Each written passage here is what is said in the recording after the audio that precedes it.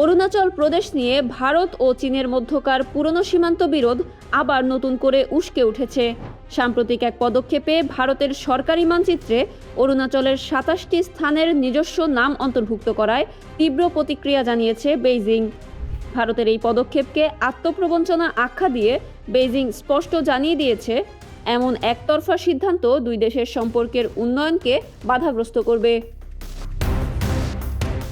ঘটনার সূত্রপাত গত শুক্রবার। ভারত আনুষ্ঠানিকভাবে তাদের সরকারি মানচিত্রে অরুণাচল প্রদেশের ২৭টি স্থানের প্রচলিত ভারতীয় নাম যুক্ত করে। এসব স্থানের মধ্যে রয়েছে বিভিন্ন গুরুত্বপূর্ণ ভূখণ্ড, পর্বত, গিরিপথ, হ্রদ ও স্মৃতিস্তম্ভ। ভারত যখন এই অঞ্চলের ওপর নিজেদের প্রশাসনিক নিয়ন্ত্রণ আরও জোরালো করার চেষ্টা করছে, ঠিক তখনই চীনের রাষ্ট্রীয় সংবাদ মাধ্যম গ্লোবাল টাইমসে প্রকাশিত এক প্রতিবেদনে এর কড়া সমালোচনা করা হয়। চীনের গবেষক ও বিশ্লেষকরা ভারতের এই পদক্ষেপকে সম্পূর্ণ একতরফা এবং উদ্দেশ্য প্রণোদিত হিসেবে দেখছেন। চীনের সিংহুয়া বিশ্ববিদ্যালয়ের ন্যাশনাল স্ট্র্যাটেজি ইনস্টিটিউটের গবেষণা পরিচালক চিয়ান ফেং সতর্ক করে বলেছেন, সীমান্ত ইস্যুকে বড় ধরনের বিরোধে পরিণত করা থেকে ভারতের বিরত থাকা উচিত। অন্যদিকে সাংহাই ইন্টারন্যাশনাল স্টাডিজ ইউনিভার্সিটির অধ্যাপক গুয়ো শুয়েতাং মনে করেন, ভবিষ্যতে সীমান্ত আলোচনায় অতিরিক্ত সুবিধা নিতেই ভারত এই কৌশল অবলম্বন করেছে।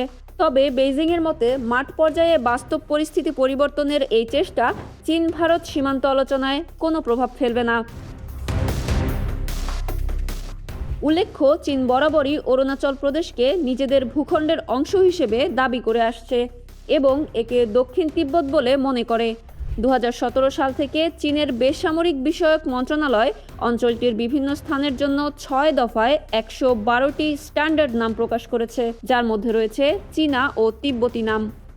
সম্প্রতি চীনের পররাষ্ট্র মন্ত্রণালয়ের মুখপাত্র গুয়ো জিয়াকুনো পুনর্ব্যক্ত করেন যে ভারত কর্তৃক অবৈধভাবে প্রতিষ্ঠিত তথাকথিত অরুণাচল প্রদেশকে বেইজিং কখনোই স্বীকৃতি দেয় না। চীন স্পষ্টভাবে জানিয়ে দিয়েছে, সীমান্ত বিরোধ সমাধানের একমাত্র পথ হল সমান মর্যাদার ভিত্তিতে আলোচনা এবং ঐতিহাসিক ও আইনগত নীতির আলোকে ন্যায্য সমঝোতা। বেইজিংয়ের মতে ভারতের এ ধরনের একতরফা পদক্ষেপ দুই দেশের মধ্যকার পারস্পরিক আস্থাকে ক্ষুণ্ণ করবে এবং সীমান্ত অঞ্চলে আবার নতুন করে উত্তেজনা সৃষ্টি করতে পারে। দক্ষিণ এশিয়ার ভূ রাজনীতিতে চীন ও ভারতের এই নতুন মুখোমুখি অবস্থান শেষ পর্যন্ত কোন দিকে মোড় নেয়, এখন সেটাই দেখার বিষয়।